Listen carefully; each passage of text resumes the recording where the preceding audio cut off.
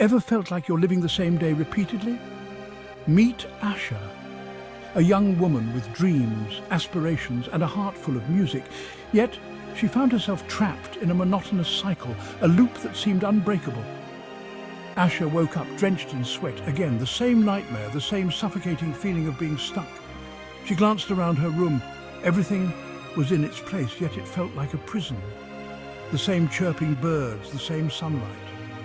The morning seemed to mock her with its predictability. She longed for change, for something different. But every day was a cruel repetition of the last. The same knock on the door. Her mother calling her for breakfast. The routine was etched into her mind. Every action, every sound, a reminder of her entrapment. She was stuck in a time loop, a never-ending cycle of sameness. The frustration was overwhelming, a constant weight on her shoulders. She felt like a puppet, her strings pulled by an unseen force. Each day the routine never changed. School, lessons, then darkness.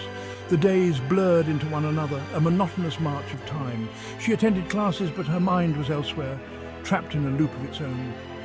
And she'd wake up to the same cursed morning. Weeks turned into months. She tried everything. Nothing worked. Until today. Today felt different. A subtle shift in the air, a whisper of change. Walking to school, Asha saw a small, gleaming temple she'd never noticed. It stood out, a beacon of hope in her otherwise dreary world. She felt an inexplicable pull towards it. Drawn to it, she entered. The temple was serene, a stark contrast to the chaos in her mind. The air was thick with an ancient energy, a sense of timelessness. The air inside was still, almost sacred. It felt like stepping into another world, a place untouched by the passage of time. An ancient idol of Devi Saraswati, goddess of wisdom, stood at the center.